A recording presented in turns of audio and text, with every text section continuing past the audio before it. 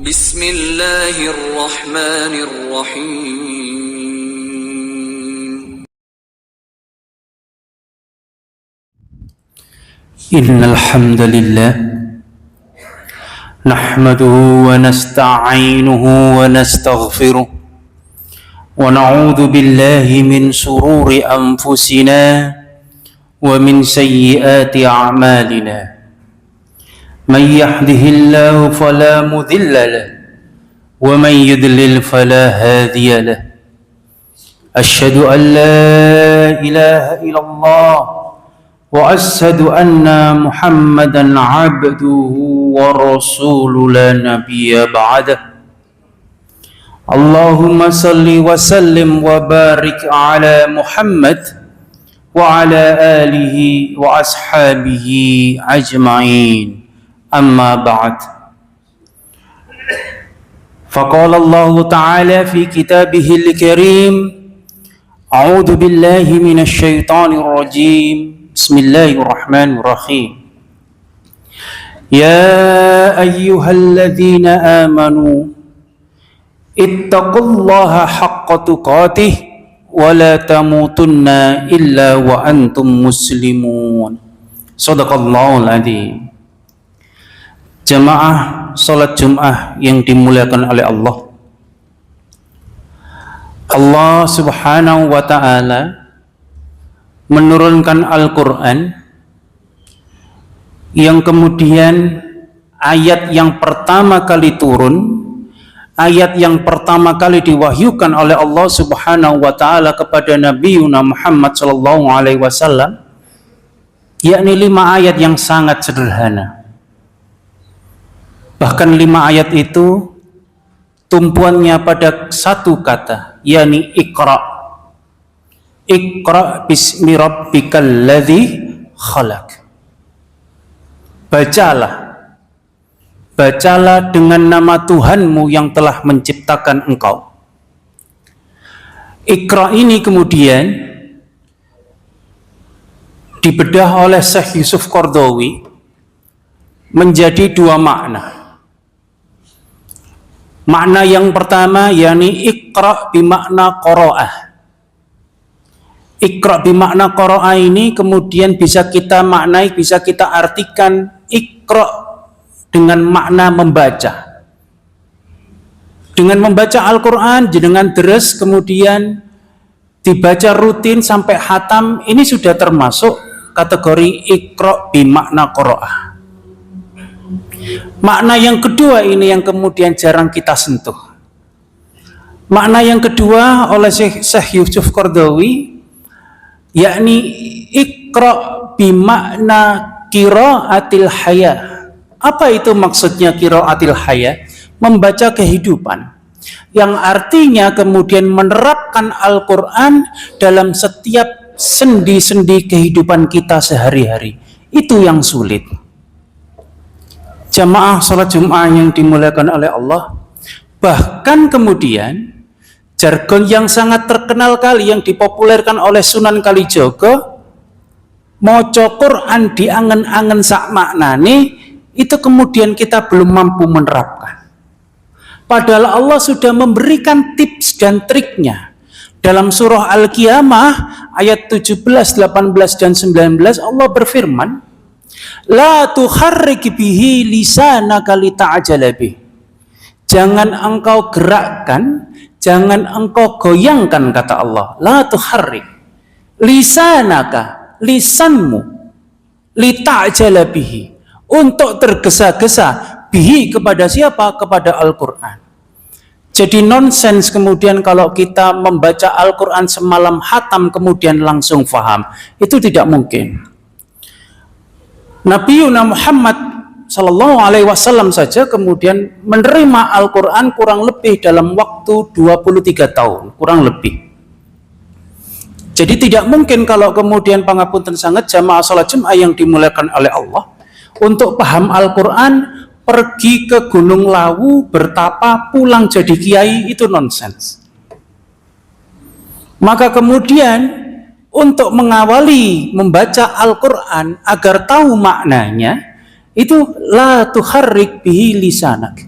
Jangan engkau goyangkan lidahmu, jangan engkau gerakkan lisanmu, kata Allah. Logikanya, jamaah salat Jumat yang dimuliakan oleh Allah, kita baca WA saja, kita baca koran saja, kita baca buku saja, apakah kemudian kita gerakkan lidah kita? Apakah kita goyangkan lisan kita? Apakah kita baca WA pakai pengeras suara? Apakah kita baca WA pakai toa masjid? Tentu tidak. Pasti jawabannya 100% moco WA diangen-angen sak maknane. Pasti dengan tenang. Membacanya pun di dalam hati. Difikirkan apa maksud kabar dan berita yang disampaikan oleh WA. Ironisnya, kenapa kemudian kita menyimak WA dengan seksama? Sedangkan kemudian ketika membaca Al-Quran hanya sambil lalu. Yang mana Al-Quran ini, jamaah salat Jumat yang dimuliakan oleh Allah, kita dengung-dengungkan sebagai hudan lil muttaqin, sebagai petunjuk hidup, sebagai the way of life. Tapi kemudian kita tidak fahami, kita tidak membacanya mengangen-angen sak maknani, tidak. Yang kita kejar adalah apa? Pahala yang penting khatam, pahala yang penting baca. Padahal Al-Quran diturunkan oleh Allah sebagai pedoman hidup.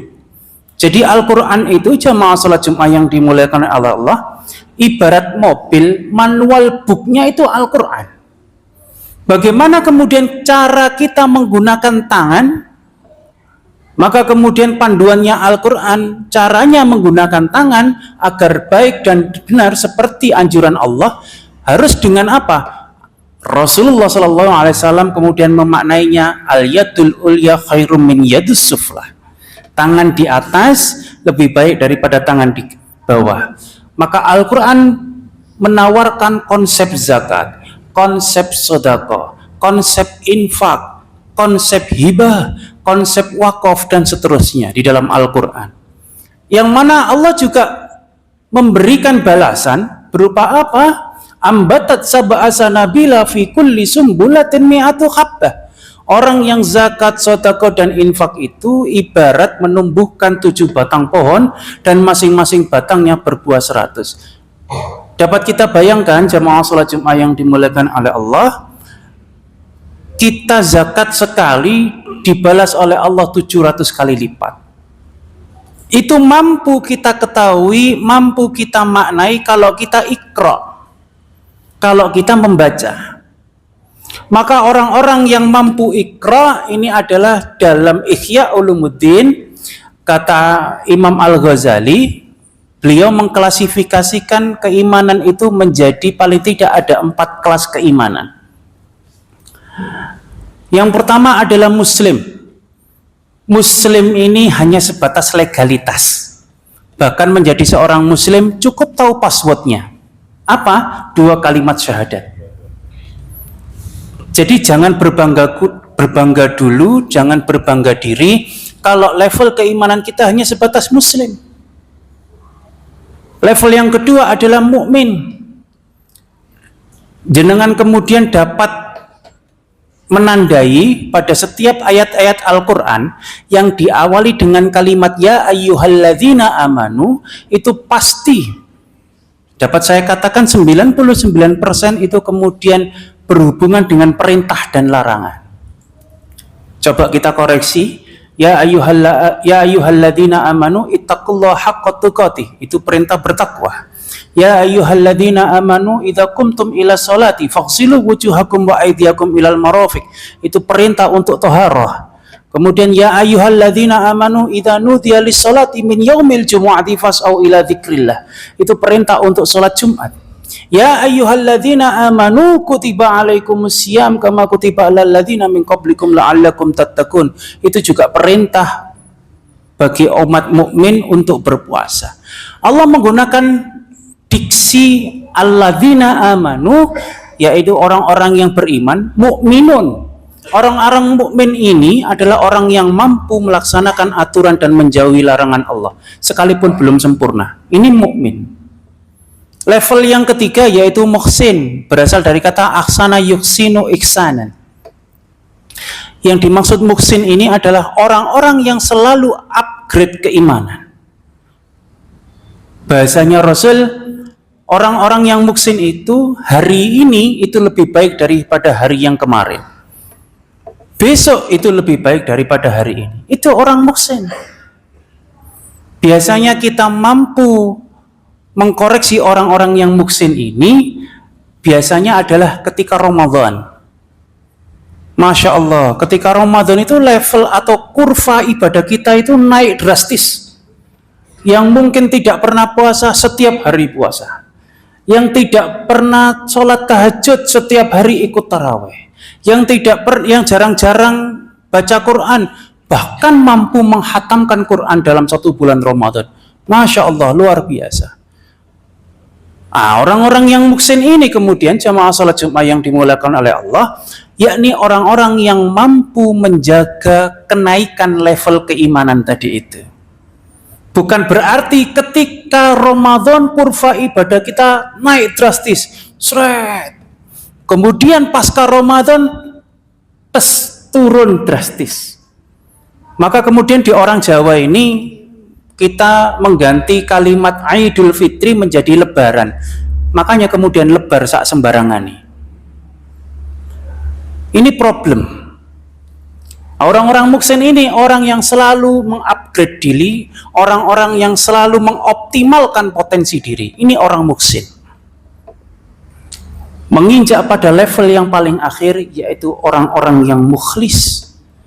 Orang mukhlis ini jamaah salat Jumat yang dimuliakan oleh Allah, yakni orang-orang yang lagi-lagi tidak mengharap pahala, bahkan tidak mengharap surga. Orang-orang yang mukhlis ini hanya semata-mata mengharap ridho Allah Subhanahu wa ta'ala. Artinya apa? Orang-orang yang mukhlis ini jamaah salat Jumat yang dimuliakan oleh Allah adalah orang-orang yang mampu meletakkan dan menyematkan kalimat innas sholati wa nusuki wa mahyaya wa mamati lillahi rabbil alamin ke dalam hati sanubari mereka. Bahkan untuk memohon nikmat mereka merasa malu karena nikmat yang diberikan kepadanya sudah terlampau berlimpah. Ini orang-orang yang muhsin. Semoga kita selalu dalam lindukan dan maghfirah Allah, kita selalu mampu meningkatkan taraf level keimanan kita. Kuncinya menjadi harga mati, tidak lain tidak bukan semata-mata hanya dengan Iqra bismi rabbikal ladzi khalaq. Barakallahu li wa lakum fil Qur'anil azim wa nafa'ani wa iyyakum bima fihi min ayati wa dzikril hakim. Aqulu qouli hadza wastaghfiru innahu huwal ghafurur rahim.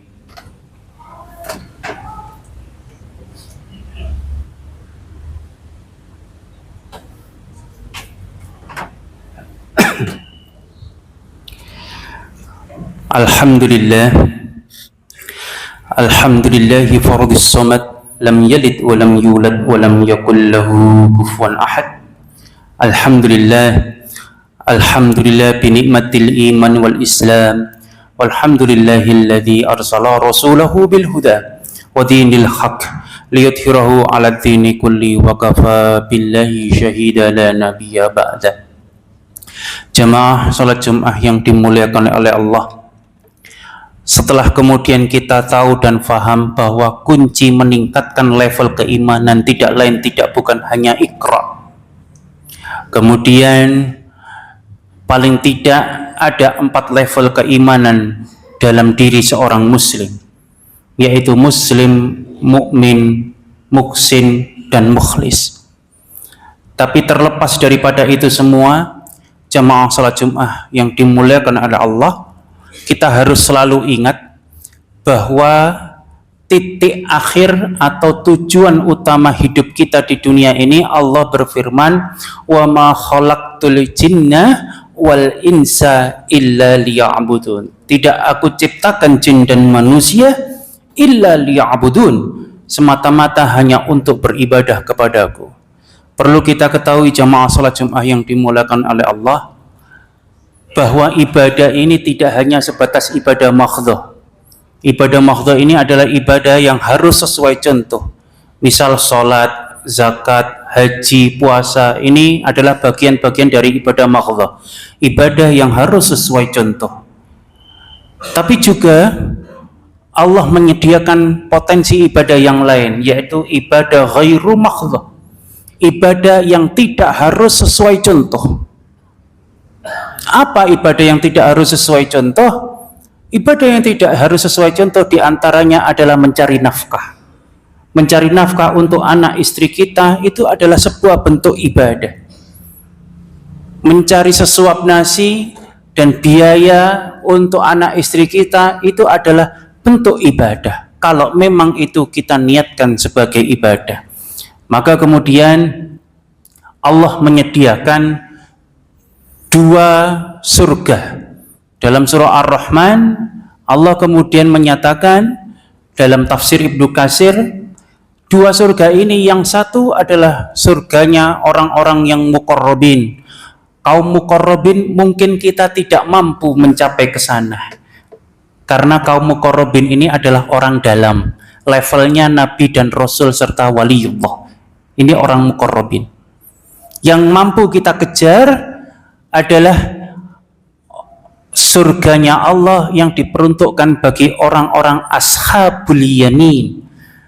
Siapa orang-orang ashabul yamin? Orang yang ketika nanti manusia dikumpulkan di padang mahsyar, kemudian diadili oleh Allah, timbangannya langsung jeglek ke kanan. Maka jamaah salat Jumat yang dimuliakan oleh Allah, surga dari golongan ashabul yamin inilah yang kemudian mampu kita kejar. Kita kejarnya dengan apa? Dengan ibadah. Karena sesungguhnya ibadah adalah seni untuk merayu Allah. Dengan amal usaha kita tidak mampu menebus surganya Allah. Dengan zakat kita tidak mampu menebus surganya Allah. Hanya semata-mata dengan ridho Allah lah.